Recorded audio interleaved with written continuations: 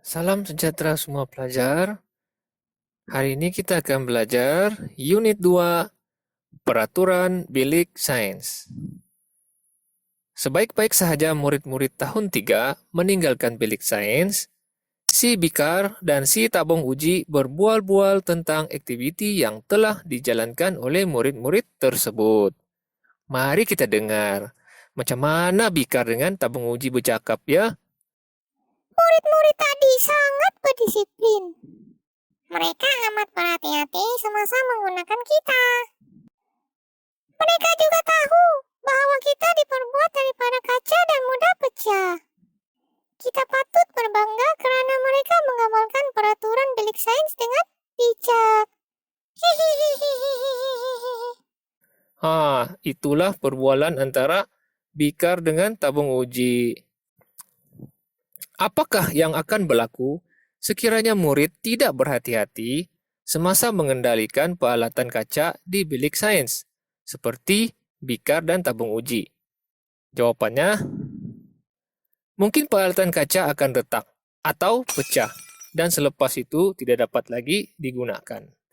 Seterusnya, mematuhi peraturan bilik sains. Peraturan bilik sains perlu sentiasa dipatuhi dan diamalkan. Apakah peraturan bilik sains yang perlu kita patuhi? Baik, kita tengok satu-satu. Pertama, membuka pintu dan tingkap sebelum memulakan aktiviti.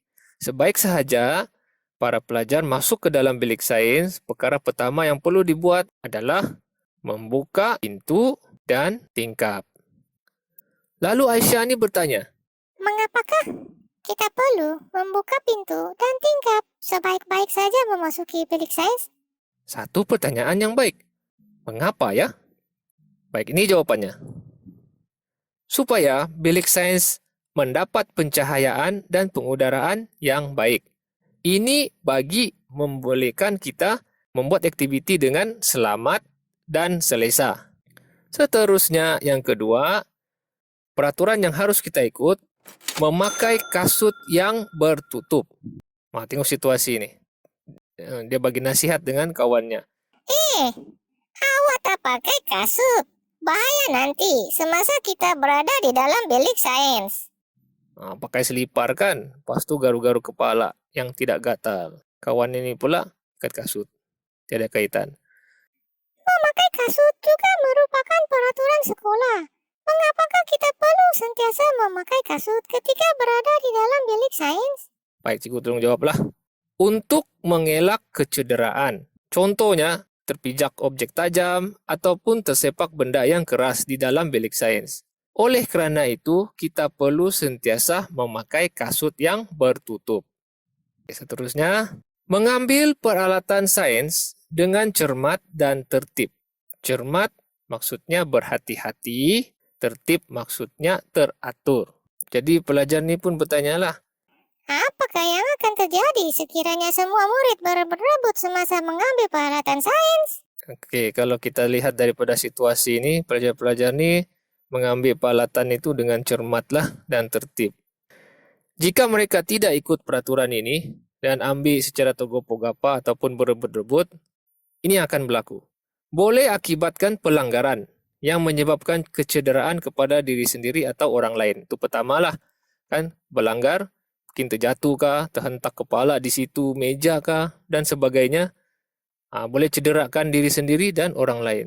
Satu lagi yang boleh berlaku, boleh menyebabkan peralatan dan bahan sains terjatuh, lalu rosak ataupun pecah. Seterusnya, menjaga kelengkapan dan peralatan bilik sains.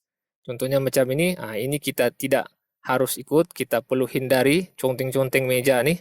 Kemudian Kina bertanyalah, Apakah tindakan kamu sekiranya ternampak situasi seperti ini? senang saja. Tegur dulu cara baik, suruh padam, ataupun segera melaporkan kepada guru. Kenapa perlu kita menjaga kelengkapan dan peralatan bilik sains? Kenapa kita dilarang menconteng ataupun mengotorkan kelengkapan dan peralatan bilik sains tersebut?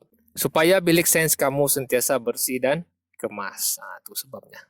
Yang terakhir, menutup suis kipas dan lampu apabila meninggalkan bilik sains. Pelajar yang terakhir keluar daripada bilik sains itu pastikan semua peralatan elektrik itu ditutup. Jadi si Langgi tanya, Mengapakah kita perlu menutup suis, kipas, dan lampu apabila meninggalkan bilik sains? jawabannya untuk mengelakkan pembaziran elektrik. Seterusnya lagi, adakah saya mematuhi peraturan bilik sains? Peraturan bilik sains ini dapat mendisiplinkan kita dan boleh diamalkan dalam kehidupan seharian. Maksudnya kalau kita latih diri kita mematuhi peraturan bilik sains, kita juga boleh latih diri kita untuk mematuhi peraturan-peraturan lain di luar. Jadi si Lim ni dia pegang kertas ni, lalu dia tanya. Adakah kamu sentiasa mengamalkan peraturan bilik sains? Kemudian si Kina jawab. Mari kita lihat senara semak peraturan bilik sains di bawah. Jadi nanti bila kamu tengok di buku teks kamu, salin semula ni tandakan. Adakah kamu mengikuti semua peraturan bilik sains yang dinyatakan inilah? Kemudian buat tanda tangan, nama dan tarikh. Itu sajalah yang ingin diberitahu dalam surat 26 inilah. Seterusnya ini hanyalah aktiviti. Ini adalah ringkasan untuk peraturan bilik sains. Jadi sampai itu saja kelas kita hari ini. Selamat belajar!